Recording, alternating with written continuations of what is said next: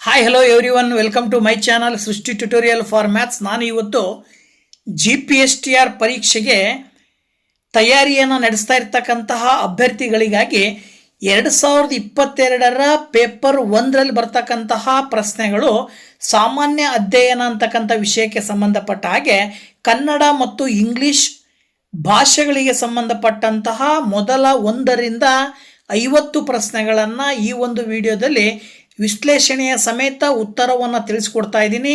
ದಯವಿಟ್ಟು ನಮ್ಮ ಚಾನಲ್ ಯಾರು ಸಬ್ಸ್ಕ್ರೈಬ್ ಮಾಡಿಲ್ವೋ ಚಾನಲ್ ಸಬ್ಸ್ಕ್ರೈಬ್ ಮಾಡಿ, ವಿಡಿಯೋಸ್ ಲೈಕ್ ಮಾಡಿ, ಶೇರ್ ಮಾಡಿ, ಹಾಗೆ ಪಕ್ಕದಲ್ಲಿರುವ ಬೆಲ್ ಐಕಾನ್ ಕ್ಲಿಕ್ ಮಾಡಿ ಅಂತ ಹೇಳ್ತಾ ಬನ್ನಿ ಕ್ಲಾಸ್ ಶುರು ಮಾಡೋಣ. ಕನ್ನಡ ವಿಷಯಕ್ಕೆ ಸಂಬಂಧಪಟ್ಟಂತಹ ಮೊದಲನೇ ಪ್ರಶ್ನೆ ಏನು ಹೇಳುತ್ತೆ ನೋಡಿ. ಕನ್ನಡ ವಿಷಯಕ್ಕೆ ಸಂಬಂಧಪಟ್ಟಂತಹ ಪ್ರಶ್ನೆ ಸಂಖ್ಯೆ 1 ಹೇಳುತ್ತೆ, ಇವು ಅನುನಾಸಿಕ ಅಕ್ಷರಗಳು ಅಂತ ಕೊಟ್ಟಿದ್ದಾರೆ. ಕೆಳಗಡೆ ಕೊಟ್ಟಂತ 4 ಆಪ್ಷನ್ಗಳಲ್ಲಿ ಅನುನಾಸಿಕ ಅಕ್ಷರಗಳು ಅಂತ ಹೇಳಿದ್ರೆ ಸಾಮಾನ್ಯವಾಗಿ ನಾಸಿಕದ ಸಹಾಯದಿಂದ ಉಚ್ಚಾರ ಮಾಡುವಂತಹ ಅಕ್ಷರಗಳು. ವರ್ಗೀಯ ವ್ಯಂಜನಾಕ್ಷರಗಳಲ್ಲಿ ಅನುನಾಸಿಕ ಅಂತ ಹೇಳಿ ಬರ್ತಾವಲ್ವಾ, ನ್ಯ ನ್ಯ ಣ ನ ಅಂದ್ರೆ ಆಪ್ಷನ್ 3 ನೀವು ಉತ್ತರವನ್ನಾಗಿ ಆಯ್ಕೆ ಮಾಡಬೇಕಾಗತ್ತೆ 1ನೇ ಪ್ರಶ್ನೆಗೆ. ಹಾಗೆ ಮುಂದುವರೆತು 2ನೇ ಪ್ರಶ್ನೆ ಹೇಳುತ್ತೆ, ರೂಢನಾಮಕ್ಕೆ ಉದಾಹರಣೆಯಾದ ಪದವಿದು ಅಂತೇಳಿ. ಇಲ್ಲಿ ರೂಢನಾಮ ಅಂತ ಹೇಳಿದ್ರೆ ಏನು, ರೂಢಿಯಲ್ಲಿ ಬಳಕೆ ಆಗ್ತಕ್ಕಂತಹ ನಾಮ ಅಂತ ಹೇಳ್ತೀವಿ ನಾವು. ಅಂದ್ರೆ ಇಲ್ಲಿ ಕೊಟ್ಟಂತ 4 ಆಪ್ಷನ್ಗಳನ್ನು ನೋಡ್ತಾ ಹೋದ್ರೆ ಕಾವೇರಿ, ವ್ಯಾಪಾರಿ, ಹೊಸದು ಮತ್ತೆ ಮನುಷ್ಯ ಇವುಗಳನ್ನು ನೋಡಿದಾಗ ರೂಢಿಯಲ್ಲಿ ಬಳಕೆ ಮಾಡ್ಕೊಳ್ತಾ ಇರ್ತಕ್ಕಂಥ ಒಂದು ಪದವನ್ನು ನಾವು ನೋಡೋದಾದ್ರೆ ಮನುಷ್ಯ ಅಂತಕ್ಕಂಥದ್ದನ್ನು ಹೇಳಬೇಕಾಗತ್ತೆ. ಹಾಗಾಗಿ 2ನೇ ಪ್ರಶ್ನೆಗೆ ಸರಿಯಾದ ಆಪ್ಷನ್ ಅನ್ನು ಆಯ್ಕೆ ಮಾಡೋದಾದ್ರೆ 1 ಮನುಷ್ಯ ಸರಿಯಾದ ಉತ್ತರ. ಹಾಗೆ ಮುಂದುವರೆದು 3ನೇ ಪ್ರಶ್ನೆಯನ್ನು ನೋಡೋದಾದ್ರೆ ಅಷ್ಟು, ಇಷ್ಟು, ಹಲವು ಈ ಪದಗಳು ವ್ಯಾಕರಣಾಂಶವಾಗಿವೆ ಅಂತ ಕೊಟ್ಟಿದ್ದಾರೆ. ಈ ಪದಗಳನ್ನು ನಾವು ಯಾವ ವ್ಯಾಕರಣಾಂಶಕ್ಕೆ ಉದಾಹರಣೆಯಾಗಿ ಕೊಡ್ತಾ ಇದ್ದೀವಿ ಅಂದ್ರೆ ಅಷ್ಟು, ಇಷ್ಟು, ಹಲವು ಅಂತಕ್ಕಂಥದ್ದು ಏನಿದೆಯಲ್ಲ ಪ್ರಮಾಣವನ್ನ ಸೂಚಿಸ್ತಕ್ಕಂತಹ ಪದಗಳು. ಹಾಗಾಗಿ ನೀವು ಸುಲಭವಾಗಿ ಹೇಳ್ಬೋದು ಇವುಗಳು ಪರಿಮಾಣ ವಾಚಕ. ಸೊ ಆಪ್ಷನ್ 2 ಉತ್ತರವನ್ನಾಗಿ ಆಯ್ಕೆ ಮಾಡಬೇಕಾಗತ್ತೆ. ಇನ್ನ 4ನೇದು ಹೊಳೆಯಿಂದ ಈ ಪದದಲ್ಲಿರುವ ವಿಭಕ್ತಿ ಪ್ರತ್ಯಯಗಳಿಗೆ ಸಂಬಂಧಪಟ್ಟ ಹಾಗೆ ಹೊಳೆಯಿಂದ ಪದದಲ್ಲಿ ಬರುವ ವಿಭಕ್ತಿ ಪ್ರತ್ಯಯ ಯಾವುದು? ಇಂದ. ಸೊ ಇಂದ ಅನ್ನುವಂಥದ್ದು ಯಾವ ವಿಭಕ್ತಿ? ತೃತೀಯ ವಿಭಕ್ತಿ. ಹಾಗಾಗಿ 4ನೇ ಪ್ರಶ್ನೆಗೆ ಆಪ್ಷನ್ 4 ಉತ್ತರವನ್ನಾಗಿ ಹೇಳಬೇಕಾಗತ್ತೆ. ಸೊ ಮುಂದಿನ ಪ್ರಶ್ನೆ, ಆದೇಶ ಸಂಧಿಗೆ ಉದಾಹರಣೆಯ ಪದ ಅಂತೇಳಿ ಕೆಳಗಡೆ ಕೊಟ್ಟಿದ್ದಾರೆ. ಕೊಟ್ಟಂತಹ ಪದಗಳಲ್ಲಿ ಆದೇಶ ಸಂಧಿಗೆ ಉದಾಹರಣೆ. ಆದೇಶ ಸಂಧಿ ಅಂತ ಹೇಳಿದ್ರೆ ಏನು ಅಂತ ಹೇಳಿದ್ರೆ ದಕಾರ ಆದೇಶ, ಕಕಾರ ಆದೇಶ ಈ ತರ ಬರ್ತಕ್ಕಂಥದ್ದು. ಇಲ್ಲಿ ನಾವು ದಕಾರ ಆದೇಶ ಬಂದಿರತಕ್ಕಂಥದ್ದನ್ನು ಆಪ್ಷನ್ 1ರಲ್ಲಿ ನೋಡ್ತಾ ಇದ್ದೀರಾ. ಮೈ ಪ್ಲಸ್ ತೋರು ಮೈದೋರು ಅಂತ ಹೇಳ್ತೀವಿ. ಸೊ ಇಲ್ಲಿ ದಕಾರ ಆದೇಶವಾಗಿ ಬಂದಿರೋದ್ರಿಂದಾಗಿ ಆಪ್ಷನ್ 1 ಉತ್ತರವನ್ನಾಗಿ ಹೇಳ್ತೀರಾ 5ನೇ ಪ್ರಶ್ನೆಗೆ. ಇನ್ನು 6ನೇ ಪ್ರಶ್ನೆಯನ್ನು ನೋಡೋದಾದ್ರೆ ಬೆಟ್ಟದಾವರೆ ಪದವು ಈ ಸಮಾಸಕ್ಕೆ ಉದಾಹರಣೆಯಾಗಿದೆ. ಬೆಟ್ಟದಾವರೆ ಅಂದ್ರೆ ಏನು? ಬೆಟ್ಟದ ತಾವರೆ. ಸೊ ಬೆಟ್ಟದ ತಾವರೆ ಅಂತಕ್ಕಂಥದ್ದನ್ನ ನಾವು ಸಮಾಸಗಳಿಗೆ ಹೋಲಿಕೆ ಮಾಡ್ತಾ ಹೋದಾಗ ತತ್ಪುರುಷ ಸಮಾಸಕ್ಕೆ ಉದಾಹರಣೆಯಾಗಿ ಹೇಳ್ತೀವಿ.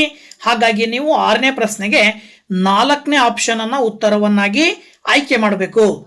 ಸೊ ಮುಂದಿನ ಪ್ರಶ್ನೆ, ಬಟ್ಟ ಬಯಲು ಪದವು ಈ ವ್ಯಾಕರಣಾಂಶಕ್ಕೆ ಉದಾಹರಣೆಯಾಗಿದೆ. ಇಲ್ಲಿ ನಾವು ಬಟ್ಟ ಬಯಲು ಅಂತ ಹೇಳಿದ್ರೆ 2 ಪದಗಳನ್ನ ಒಟ್ಟಿಗೆ ಸೇರಿಸಿ ಒಂದು ಸಂಪೂರ್ಣ ಪದವನ್ನಾಗಿ ಬಳಕೆ ಮಾಡ್ತಾ ಇದ್ದೀವಿ. ಹಾಗಾಗಿ ಇದನ್ನ ನಾವು ದ್ವಿರುಕ್ತಿ ಅಂತ ಹೇಳ್ಬೋದು. ಸೊ ಆಪ್ಷನ್ 2 ನೀವು 7ನೇ ಪ್ರಶ್ನೆಗೆ ಉತ್ತರವನ್ನಾಗಿ ಹೇಳ್ತೀರಾ. ಹಾಗೆ 8ನೇ ಪ್ರಶ್ನೆ, ಜೋಡು ನುಡಿಗೆ ಉದಾಹರಣೆಯಾದ ಪದವಿದು ಅಂತ ಕೊಟ್ಟಿದ್ದಾರೆ. ಜೋಡು ನುಡಿಗೆ ಉದಾಹರಣೆಯಾದ ಪದವನ್ನ ನೀವು ಕೆಳಗಡೆ ಕೊಟ್ಟಂತ ಆಪ್ಷನ್ಗಳನ್ನ ಒಂದೊಂದಾಗಿ ನೋಡ್ತಾ ಹೋದಾಗ ಹಾಲ್ ಜೇನು ನೋಡಿ, ಇಲ್ಲಿ ಹಾಲು ಮತ್ತೆ ಜೇನನ್ನ ಒಟ್ಟಿಗೆ ಸೇರಿಸಿ ಹೇಳ್ತೀವಲ್ವ, ಇದನ್ನ ನಾವು ಜೋಡು ನುಡಿ ಅಂತ ಕರಿತೀವಿ. ಸೊ ಹಾಲ್ ಜೇನು ಅಂತಕ್ಕಂಥದ್ದು ಆಪ್ಷನ್ 3 8ನೇ ಉತ್ತರವನ್ನಾಗಿ ಹೇಳಬೇಕಾಗತ್ತೆ. ಮುಂದಿನ ಕ್ವಶನ್ 9, ಕಗ್ಗಂಟು ಈ ನುಡಿಗಟ್ಟಿನ ಅರ್ಥ ಅಂತ ಕೊಟ್ಟಿದ್ದಾರೆ. ಸೊ ಈ ಒಂದು ಕಗ್ಗಂಟು ಅಂತ ಹೇಳಿದ್ರೆ ಏನು? ಕಗ್ಗಂಟು ಅನ್ನೋದ ಅರ್ಥ ಏನಾಗತ್ತೆ ಅಂದ್ರೆ ನಾವು ಯಾವುದೋ ಒಂದು ವಿಚಾರವನ್ನ ನಾವು ಅದನ್ನ ಬಗೆಹರಿಸಲಿಕ್ಕೆ ಸಾಧ್ಯ ಇಲ್ಲ ಅಂತ ಅಂದ್ರೆ ಅದನ್ನ ನಾವು ಬಿಡಿಸಲಾಗದ ಒಂದು ಸಮಸ್ಯೆಯನ್ನು ನಾವು ಕಗ್ಗಂಟು ಅಂತ ಹೇಳಿ ಕರಿತೀವಿ. ಹಾಗಾಗಿ ನೀವು ಆಪ್ಷನ್ 2 ಬಗೆಹರಿಸಲಾಗದ ಸಮಸ್ಯೆ ಅಂತ ಅರ್ಥ ಕೊಡುತ್ತೆ ಈ ಒಂದು ಕಗ್ಗಂಟು ಅನ್ನುವಂತಹ ಪದ. ಓಕೆನಾ? ಇದಾದ ನಂತರದಲ್ಲಿ 10ನೇ ಪ್ರಶ್ನೆ ಬಂದು ಸಾಮಾನ್ಯಾರ್ಥ ಕಾವ್ಯ ಇದಕ್ಕೆ ಉದಾಹರಣೆಯಾದ ಪದವಿದು ಅಂತ ಕೊಟ್ಟಿದ್ದಾರೆ. ಸೊ ಇಲ್ಲಿ ಕೆಳಗಡೆ ಕೊಟ್ಟಂತಹವುಗಳನ್ನು ನೋಡ್ತಾ ಹೋದಾಗ ಸೊಗಸಾಗಿ ಅಂತೇಳಿ ಹೇಳ್ಬೋದು. ಇದನ್ನು ನಾವು ಸಾಮಾನ್ಯ ಅರ್ಥ ಕಾವ್ಯಕ್ಕೆ ಉದಾಹರಣೆಯಾಗಿ ಕೊಡಬಹುದು, ಸೊಗಸಾಗಿ. ಸೊ ದಟ್ ಆಪ್ಷನ್ 1 ಸರಿಯಾದ ಉತ್ತರ 10ನೇ ಪ್ರಶ್ನೆಗೆ. ನೆಕ್ಸ್ಟ್ 11ನೇ ಪ್ರಶ್ನೆ ಏನ್ ಹೇಳ್ತಪ್ಪ ಅಂತ ನೋಡೋದಾದ್ರೆ, ವೈಶಾಖ ಪದದ ತದ್ಭವ ರೂಪ ಅಂತ ಕೇಳಿದ್ದಾರೆ. ಸೊ ವೈಶಾಖ ಅಂತ ಹೇಳಿದ್ರೆ ನಾವು ಏನಂತ ಹೇಳ್ಬೋದು ಅಂತ ಹೇಳಿದ್ರೆ ಬೇಸಗೆ ಅಂತೇಳಿ ತದ್ಭವ ರೂಪವನ್ನ ಬರಿತೀವಿ ವೈಶಾಖಕ್ಕೆ. ಹಾಗಾಗಿ ಆಪ್ಷನ್ 4 ಉತ್ತರವನ್ನಾಗಿ ಹೇಳ್ತೀರಾ. ಇದಾದ ನಂತರದಲ್ಲಿ 12ನೇ ಪ್ರಶ್ನೆ ಬಂದ್ಬಿಟ್ಟು, ಮಹಾಶಕ್ತನಾದ ದೇವರು ಸಮಸ್ತ ಲೋಕಗಳನ್ನು ಪ್ರೀತಿಯಿಂದ ಕಾಪಾಡುವನು. ಈ ವಾಕ್ಯದಲ್ಲಿ ಕರ್ತೃಪದ ಯಾವುದು ಅಂತೇಳಿ ನೋಡಿ. ವಾಕ್ಯವನ್ನ ಸಂಪೂರ್ಣವಾಗಿ 3 ಭಾಗವಾಗಿ ಡಿವೈಡ್ ಮಾಡ್ತೀವಿ ನಾವು, ಕರ್ತೃ, ಕರ್ಮ, ಕ್ರಿಯಾ ಅಂತೇಳಿ. ಇದರಲ್ಲಿ ಕರ್ತೃಪದ ಯಾವುದಪ್ಪ ಅಂತ ಹೇಳಿದ್ರೆ ಅದು ದೇವರು. ಮಹಾಶಕ್ತನಾದ ದೇವರನ್ನ ನಾವು ಕರ್ತೃ ಅಂತ ಕರಿತೀವಿ, ಸಮಸ್ತ ಲೋಕಗಳನ್ನ ನಾವು ಕರ್ಮ ಅಂತ ಕರಿತೀವಿ, ಪ್ರೀತಿಯಿಂದ ಕಾಪಾಡುವನು ಅನ್ನೋದನ್ನ ಕ್ರಿಯೆ ಅಂತ ಹೇಳ್ತೀವಿ. ಹಾಗಾಗಿ ದೇವರು ಅನ್ನುವಂತ ಪದ ಏನು ಬಂದಿದೆ ಇದು ಕರ್ತೃ ಆಗತ್ತೆ. ಹಾಗಾಗಿ ನೀವು ಆಪ್ಷನ್ 3 ಉತ್ತರವನ್ನಾಗಿ ಹೇಳಬೇಕು 12ನೇ ಪ್ರಶ್ನೆಗೆ.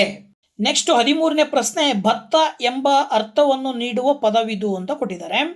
ಕೊಟ್ಟಂತಹ ಪ್ರಶ್ನೆಗಳಲ್ಲಿ ಭತ್ತ ಪದಕ್ಕೆ ಅರ್ಥವನ್ನು ನೀಡ್ತಕ್ಕಂಥದ್ದು ಯಾವುದಪ್ಪ ಅಂತ ಹೇಳಿದ್ರೆ ಏನದು ಕಳವೆ ಅಂತೇಳಿ ಕರಿತೀವಿ ನಾವು. ಕಳವೆ ಅಂದರೆ ಭತ್ತಕ್ಕೆ ಒಂದು ಅರ್ಥವನ್ನು ಕೊಡ್ತಕ್ಕಂಥ ಪದ. ಹಾಗಾಗಿ ಆಪ್ಷನ್ 2 ನೀವು ಆಯ್ಕೆ ಮಾಡಬೇಕಾಗತ್ತೆ.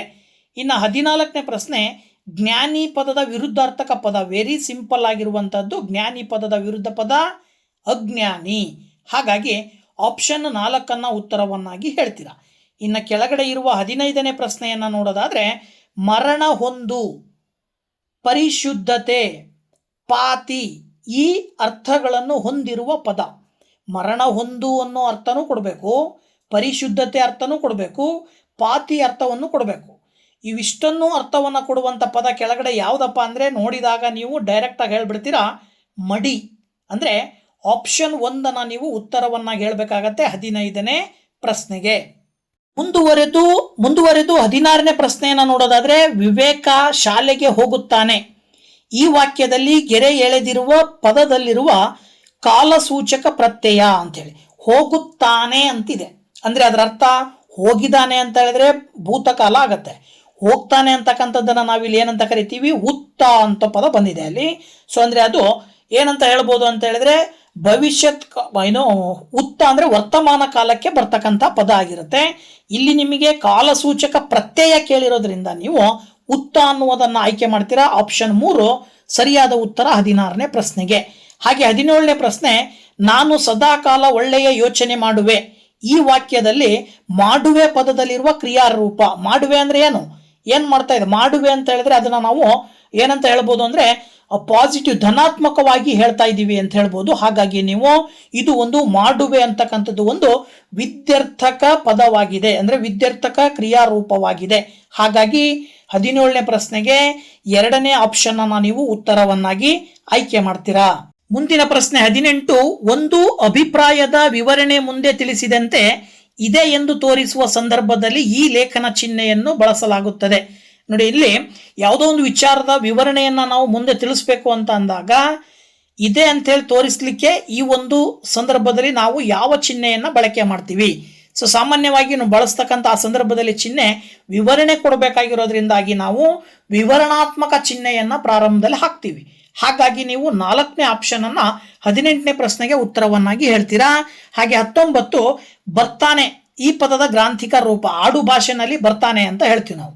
ಈ ಬರ್ತಾನೆ ಅಂತಕ್ಕಂಥ ಪದದ ಒಂದು ಗ್ರಾಂಥಿಕ ರೂಪ ಏನ್ ಬರುತ್ತೆ ಅಂದ್ರೆ ಬರುತ್ತಾನೆ ಅಲ್ವಾ. ಸೊ ಆಪ್ಷನ್ 3 ಉತ್ತರವನ್ನಾಗಿ ಆಯ್ಕೆ ಮಾಡ್ತೀರಾ 19ಕ್ಕೆ. ಹಾಗೆ 20 ಬಂದ್ಬಿಟ್ಟು ಸರಿಯಾದ ಪದ ರೂಪವಿದು ಅಂತ ಕೊಟ್ಟಿದ್ದಾರೆ. ಕೆಳಗಡೆ 4 ಕೊಟ್ಟಿದ್ದಾರೆ. 4ರಲ್ಲಿ ಕೆಲವೊಂದು ಪದಗಳು ತಪ್ಪಿದಾವೆ. ಸರಿಯಾಗಿರುವಂತಹದ್ದು ಒಂದು ಪದ ಮಾತ್ರ ಇದೆ. ಯಾವ್ದಪ್ಪ ಅದು ಅಂತ ಹೇಳಿದ್ರೆ ಅನಿರ್ವಚನೀಯ ಅಂತಕ್ಕಂಥದ್ದು ಸರಿಯಾದ ಪದ. ಇನ್ನು ಉಳಿದವೆಲ್ಲ ಒಂದು ಅನಿರ್ವಚನೀಯ ಆಮೇಲೆ ಅನಿರ್ವಚನೀಯ ಅಂತ ಈ ಥರದ ಎಲ್ಲ ಕೊಟ್ಟಿದ್ದಾರೆ. ಸರಿಯಾದ ಪದ ಗ್ರಾಮೆಟಿಕಲಿ ಕರೆಕ್ಟ್ ಇರಬೇಕು, ಪ್ರೊನೌನ್ಸಿಯೇಷನ್ ಸರಿ ಇರಬೇಕು. ಅಂದರೆ ಸರಿಯಾದ ಪದ ಬಂದು 1ನೇ ಆಪ್ಷನ್ ಅಲ್ಲಿದೆ, ಅನಿರ್ವಚನೀಯ. ಹಾಗಾಗಿ ನೀವು 1ನೇ ಆನ್ಸರ್ ಅನ್ನ ಆಯ್ಕೆ ಮಾಡ್ತೀರಾ 20ಕ್ಕೆ. ಹಾಗಿದ್ಮೇಲೆ ನೆಕ್ಸ್ಟ್ ಕ್ವಶನ್ 21, ಅಣ್ಣ ಪದದ ಬಹುವಚನ ರೂಪ. ಸೊ ನೋಡಿ, ಅಣ್ಣ ಅಂತಕ್ಕಂಥದ್ದು ಏಕವಚನ ಆದ್ರೆ ಅದನ್ನ ಬಹುವಚನದ ರೂಪದಲ್ಲಿ ಹೇಳಬೇಕಾದಾಗ ನೀವು ಅಣ್ಣಂದಿರು ಅಂತ ಹೇಳಬೇಕಾಗತ್ತಲ್ವಾ. ಹಾಗಾಗಿ ನೀವು 4ನೇ ಆಪ್ಷನ್ ಅನ್ನು ಆಯ್ಕೆ ಮಾಡ್ತೀರಾ. ಇನ್ನು 22ನೇ ಪ್ರಶ್ನೆ, ಮಾಲೆಯ ಈ ಪದವು ಅಕ್ಷರಗಣಗಳಲ್ಲಿ ಇದಾಗಿದೆ ಅಂತೇಳಿ ಕೊಟ್ಟಿದ್ದಾರೆ. ಅಕ್ಷರಗಣಗಳನ್ನು ನೀವು ಬರೆದಾಗ ಮಾಲೆಯ ಪದಕ್ಕೆ ನೀವೇನಂತ ಹೇಳ್ಬೋದು ಅಂತ ಹೇಳಿದ್ರೆ ಭಗಣ ಅಂತ ಹೇಳಿ ಕರಿತೀವಿ. ಹಾಗಾಗಿ ನೀವು 2ನೇ ಆಪ್ಷನ್ ಅನ್ನು ಆಯ್ಕೆ ಮಾಡ್ತೀರಾ.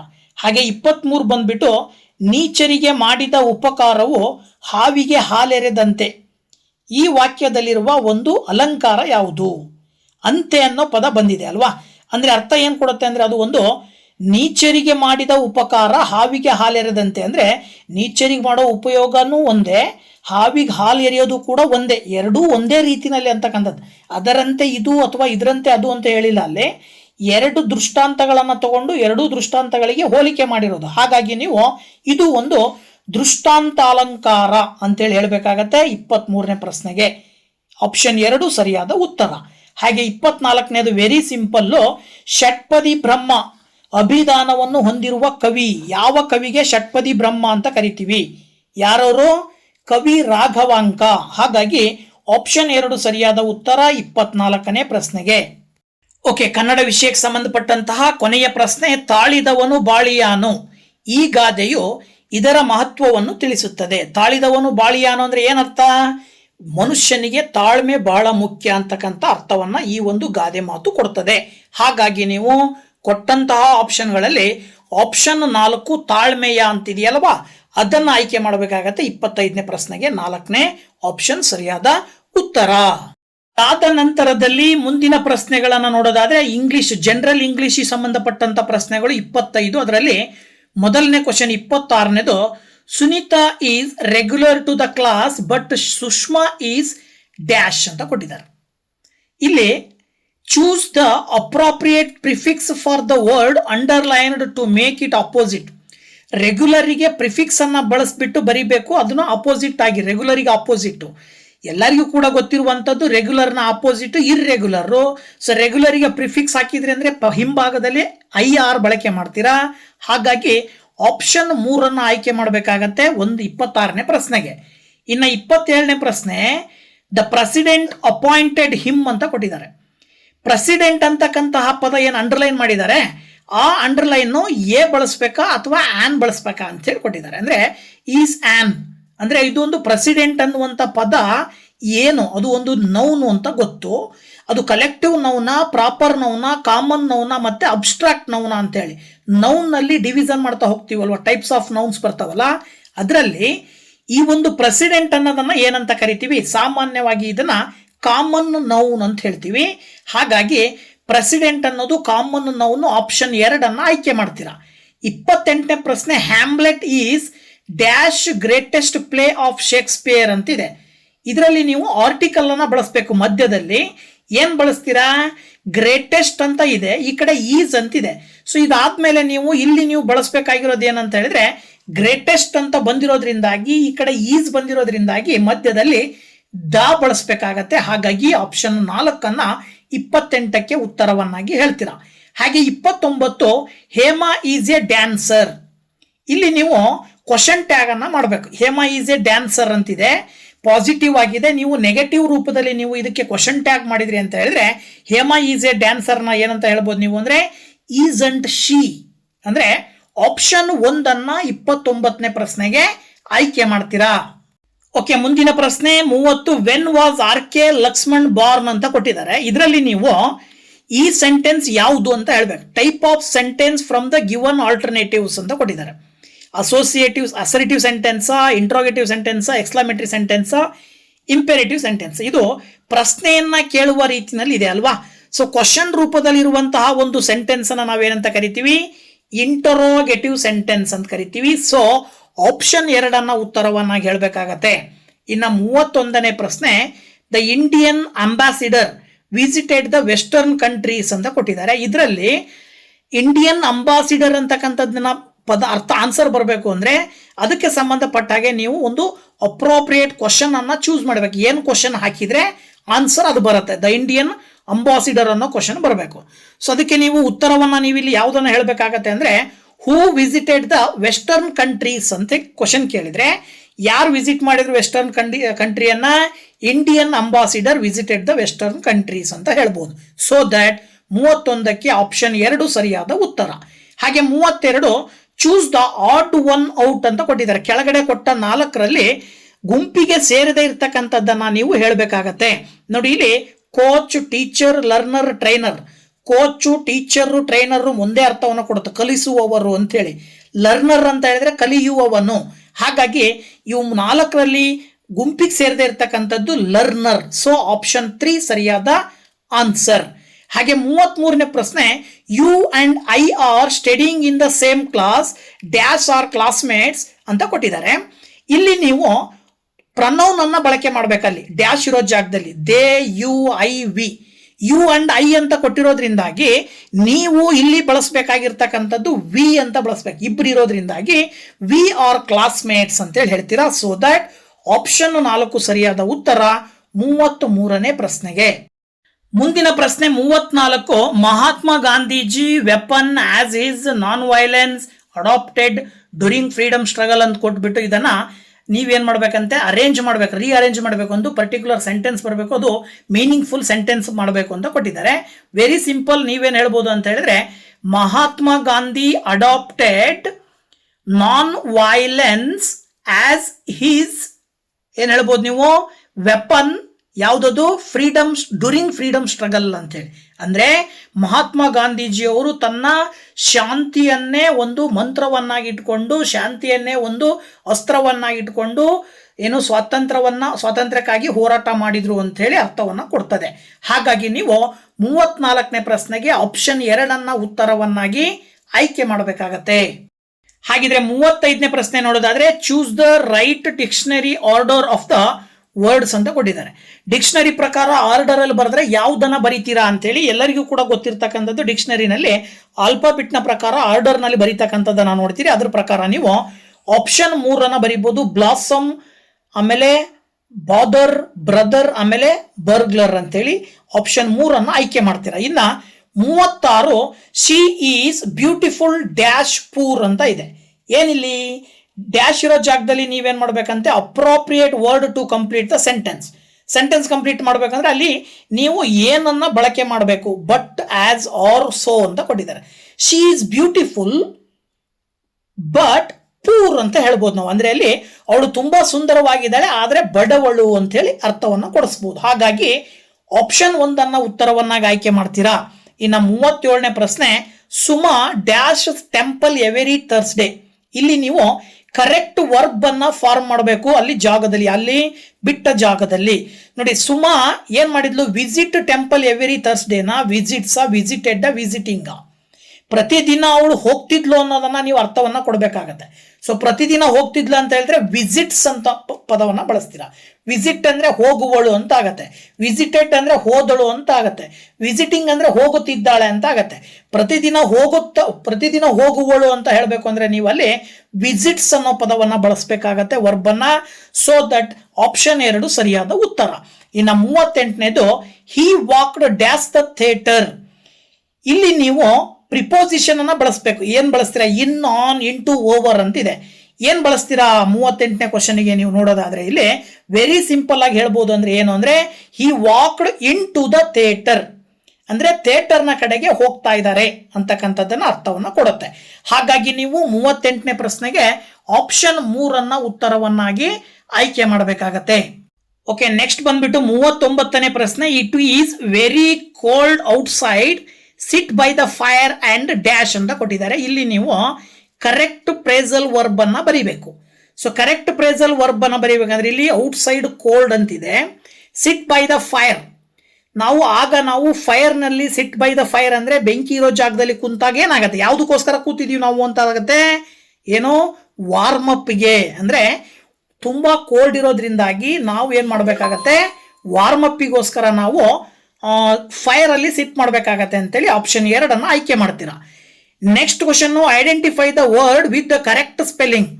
4 ಆಪ್ಷನ್ಗಳಲ್ಲಿ ಸರಿಯಾದ ಸ್ಪೆಲ್ಲಿಂಗ್ ಅನ್ನ ಹೊಂದಿರತಕ್ಕಂಥದ್ದು ಯಾವುದು, ಮಿಸ್ಟರಿ. ಅಂದ್ರೆ ಆಪ್ಷನ್ 1 ಸರಿಯಾದ ಸ್ಪೆಲ್ಲಿಂಗ್ ಇದೆ, MYSTERY.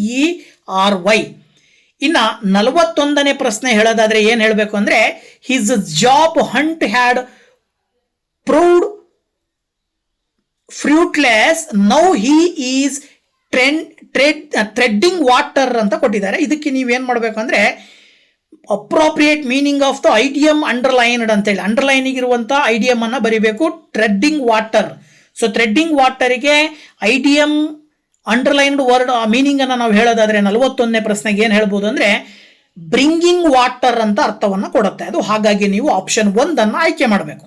ಇನ್ನು 42ನೇ ಪ್ರಶ್ನೆ I dash return a letter. I dash return a letter ಅಂತ ಅಂದಾಗ ಇಲ್ಲಿ ನೀವು ವರ್ಡ್ ಅನ್ನ ಬಳಸಬೇಕು. Have been, has been. ನೀವು ಇಲ್ಲಿ ಆಲ್ರೆಡಿ ಲೆಟರ್ ಬರ್ದಿದ್ದೀರಾ ಅಂತ ಅಂದ್ರೆ ನೀವು ಇಲ್ಲಿ ಏನನ್ನ ಹೇಳಬೇಕಾಗತ್ತೆ, ರಿಟರ್ನ್ ಅಂತಕ್ಕಂಥದ್ದನ್ನ ಸಂಬಂಧಪಟ್ಟ ಇರೋದ್ರಿಂದಾಗಿ ನೀವು ಏನ್ ಹೇಳ್ಬೇಕಾಗತ್ತೆ, ಹ್ಯಾವ್ ಪದವನ್ನ ಬಳಕೆ ಮಾಡ್ತೀರಾ. So that I have return a letter. So option 1 ಸರಿಯಾದ ಉತ್ತರ ಆಗತ್ತೆ 42ನೇ ಪ್ರಶ್ನೆಗೆ.